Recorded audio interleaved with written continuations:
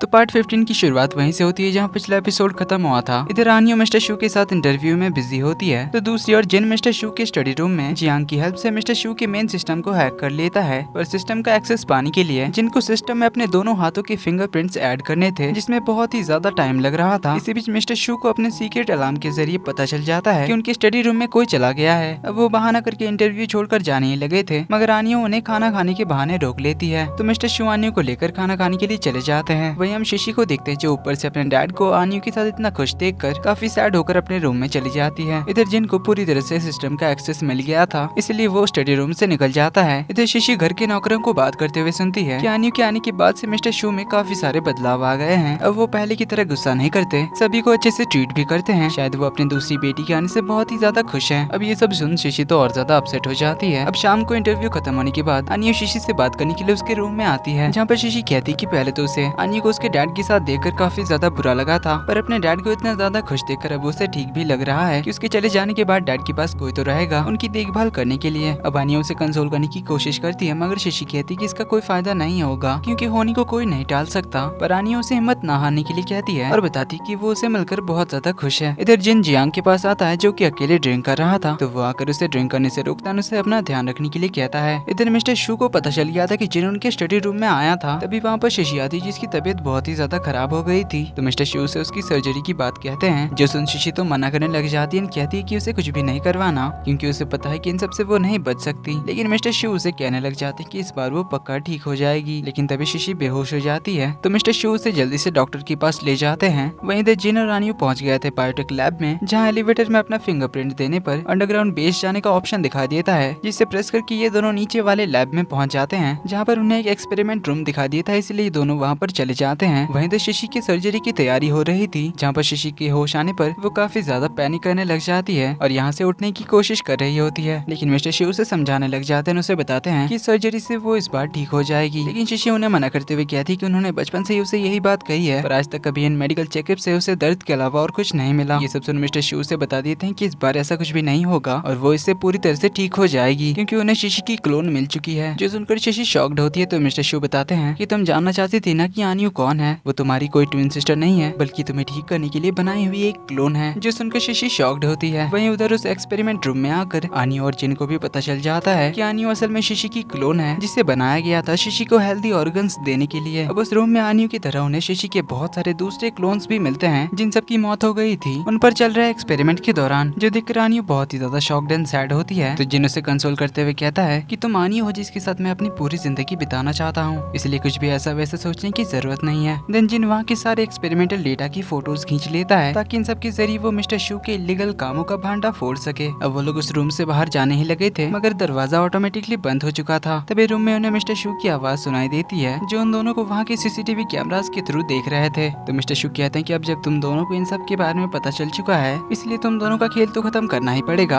अब यहाँ पे मिस्टर शू जिन को उसके असली नाम से बुलाता है, जो कि गुचेंग था, क्योंकि उन्होंने जिन के असली आइडेंटिटी के बारे में पता लगा लिया था कि वो डॉक्टर गुदोंगले का बेटा है। अब ये सुनकर जिन तो हैरान होता है। वहीं हमें इधर जिन के डैड को दिखाया जाता है, जिनकी बॉडी पर थोड़े मूवमेंट्स हो रहे थे। तो हमें यहाँ उनके 18 साल पहले का फ्लैशबैक दिखाया जाता है, जब लगातार शिशी के 8 साल तक सक्सेसफुल क्लोनिंग का एक्सपेरिमेंट फेल हो रहा था। तब एक दिन अचानक उनके एक्सपेरिमेंट में हो रही सबसे बड़ी गड़बड़ी को उन्होंने पकड़ लिया था, जो कि शिशी और उसके आइडेंटिकल क्लोन्स के मार्किंग्स का था। और ये असल में क्या गड़बड़ी थी, इसके बारे में हमें कुछ देर में पता चलेगा। अब जिनके डैड को अचानक से होश आ जाता है और वो कोमा से भी बाहर आ जाते हैं, जिन्हें देखकर जियांग तो बहुत खुश होता है। वहीं तो जिन मिस्टर शू से पूछता है कि आखिर उसके डैड के एक्सीडेंट के साथ मिस्टर शू का क्या लेना देना था। तो मिस्टर शू बताते हैं कि तुम्हारे डैड ने खुद ही अपना एक्सीडेंट करवा लिया था। तो एक फ्लैशबैक से हमें पता चलता है कि 2 साल पहले मिस्टर शू को पता चल चुका था आनियेमी और आनियो के बारे में, तब उन्होंने जिनके डैड को ट्रेस कर लिया था, जहाँ पर मिस्टर शू जिनके डैड से आनियेमी के बारे में पूछते हैं और जिनके डैड ने उन्हें कुछ भी नहीं बताया था, जिस वजह से मिस्टर शू ने उन पर गुस्से से अटैक करवा दिया था, जिनसे बचने के चक्कर में ही जिनके डैड का एक्सीडेंट हो गया था। जिन्हें देखकर मिस्टर शू को लगा कि जिनके डैड मर चुके हैं। Coming back to present, mister Shu इस रूम में एक जहरीली गैस छोड़ देते हैं, जिससे शिशी और जिन बेहोश हो जाते हैं। अब इससे जियांग के साथ जिन का कनेक्शन भी टूट जाता है। वहीं जिन के फिंगरप्रिंट्स के बिना जियांग के पास से लैब के मेन सिस्टम का एक्सेस भी चला जाता है, जिसे वापस से सेटअप करने में जियांग को 30-40 मिनट लगने वाले थे। जिनके डैड को इन सब के बारे में जैसे ही पता चलता है, तो वो लैब में मिस्टर शू से बात करने जाने की बात करते हैं। तो थिंग उन्हें लेकर लैब की ओर निकल जाता है। वहीं जब जिन को इधर होश आता है, तो उसके हाथ पैर बंधे हुए थे। वहीं उसके सामने वाले ऑपरेटिंग रूम में शिशी और आनियो का सर्जरी हो रहा था,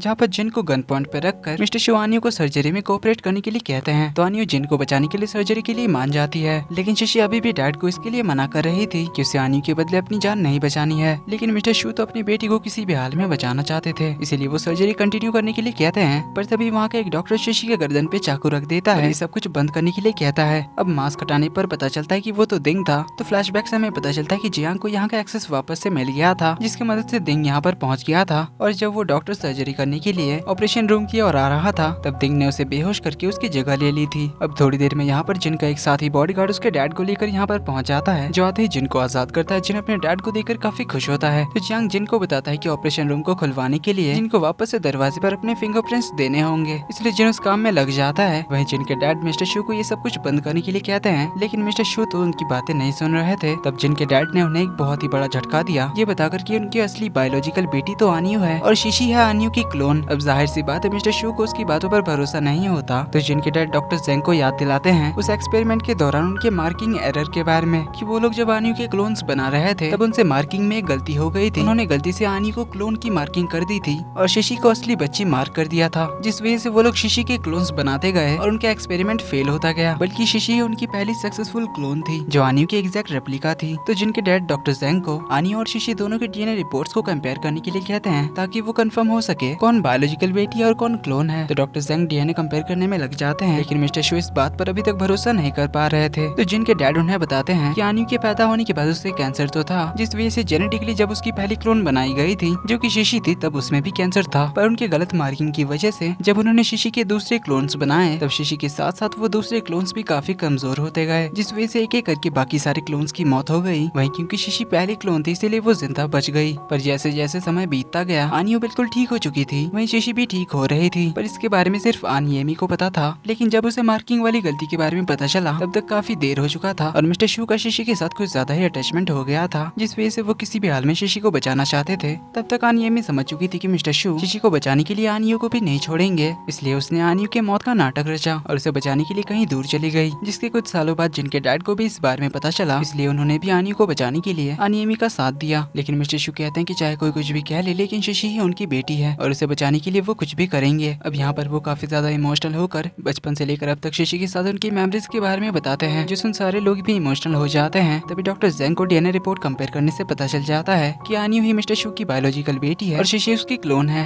अब यहाँ पर डॉक्टर जेंग मिस्टर शू को ये भी बताते हैं कि शीशी का भी कैंसर चला जाता अगर मिस्टर शू उसे घर में बंद नहीं रखते तो। अब बचपन से मिस्टर शू ने शीशी को घर से बाहर नहीं जाने दिया, जिसकी वजह से और बार बार मेडिकल चेकअप्स और एग्जामिनेशंस की वजह से शीशी डिप्रेस्ड होती गई, जिस वजह से उसका कैंसर और ज्यादा बढ़ता गया और आज उसकी हालत इतनी ज्यादा खराब हो गई है। अब ये सुन मिस्टर शू तो बहुत ही ज्यादा सैड एंड गिल्टी फील करते हैं, जिस वजह से वो कहते हैं कि आखिर सब गलती मेरी ही है, तो अब मैं मेरी बच्ची को ठीक करके रहूंगा। ये कहकर वो अपनी गन निकालते हैं, हवा में फायर करते हैं। देन वो लोग वहाँ पे दिंग को भी धर दबोचते हैं और वो डॉक्टर्स को गन पॉइंट पर रखकर सर्जरी कंटिन्यू करने के लिए कहते हैं, जबकि शीशी इसके लिए बार बार मना कर रही होती है। लेकिन मिस्टर शू डॉक्टर जेंग को किसी भी हाल में शीशी को बचाने के लिए कहते हैं। वहीं तो जिन लगा हुआ था फिंगरप्रिंट सेट करने में, जिसमें फिर से बहुत ही ज्यादा देर लग रही थी। वहीं तो इनकी सर्जरी शुरू भी हो चुकी थी, दोनों को एनेस्थेटिक्स दे दिया गया था और इसी के साथ एपिसोड नंबर 15 का एंड यहीं पर होता है। अब आनियो को जिन बचा पाएगा या नहीं देखेंगे हम लास्ट एपिसोड में। वीडियो पसंद आए तो वीडियो को लाइक कर देना, चैनल पर पहली बार आए तो do subscribe and hit the bell icon, ताकि आगे की पार्ट्स आपसे मिस ना हो। मिलते हैं अगले वीडियो में, तब तक के लिए take care and bye bye.